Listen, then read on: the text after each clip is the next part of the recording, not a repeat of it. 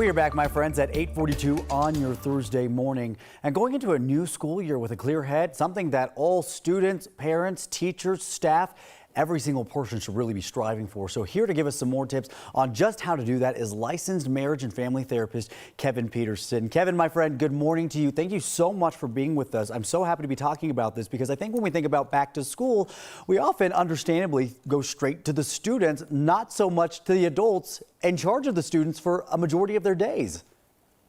Absolutely, Jordan. Good morning. Thanks for having me on. And that is so critical because, we all know that the parents and the teachers are the ones that set the tone for the kids. So it's critical that we help them address what's going on with them so that they can be better prepared to help the kids. Absolutely. And you are just the person to help us with this. So there's actually 4 key points to be talking about here, at least that we're going to discuss this morning. The first one, and perhaps this might be the overall priority because this kind of sets the tone for everything else, and that's a positive mental attitude. Let's dive a little bit deeper into that if you don't mind.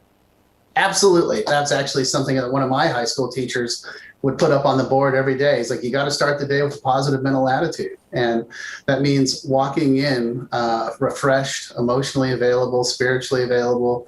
And the way we do that is through what we call self-care. So exercise, nutrition, meditation, finding your community of people and having fun and taking care of yourself first so that you can be available to others. And Kevin, I actually read something the other day and it was really insightful when talking about positivity. Now, that doesn't mean you are happy of every second of the day. That just means, look, even if you're having a bad day, something better is to come. If not today, maybe tomorrow, maybe later down the road. It's kind of just maintaining that hope, right? Absolutely. It's in the therapy world, we call it unconditional positive regard. And so it's walking into the environment and the situation and realizing that this too shall pass and we're going to get through this and we're going to get through it together. Yes, I love that. I love that so much. Let's talk about practicing self-care because this is also important for this. And this is really what's going to benefit, I believe, all of our kids out there. What kind of advice do you have for us on that specific topic? The steps I was just talking about are exactly what we need. It's making sure that you're doing some level of exercise, that you're, filling yourself with good food and nutrition. Meditation to me is one of the big keys. And that doesn't have to be deep, heavy, overwhelming stuff. It can be just spending 5 minutes being quiet and getting ready for the day.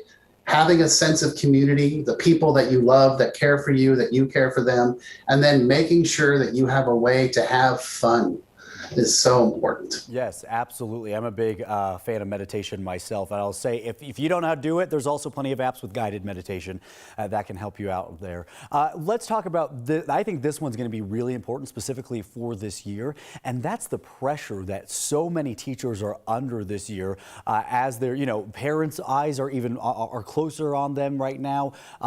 How might a teacher, how might somebody that's part of the school staff focus on their job under this kind of pressure? What are some advice we can give them? My mom and my sister were teachers, and I have nothing but insane respect for them. And I think the job that they have to do is so hard, especially now, because I guarantee you nobody thought they were going to be going into their second year of a pandemic environment. And the most important thing, I think, for teachers is one, to take care of themselves and also to create an environment where, everything can be talked about. You want to be able to have your kids come into the world, come into the classroom and feel safe enough to say, this is weird, this is uncomfortable, I don't know what to do with this, and foster that conversation. Yes, I love that. Creating a safe space inside the school, as well as fostering that same environment outside, all equally important. Kevin Peterson, my friend, thank you so much. I knew you were the person to talk to you about this, so I very much appreciate you being with us this morning. All right, thanks, Jordan.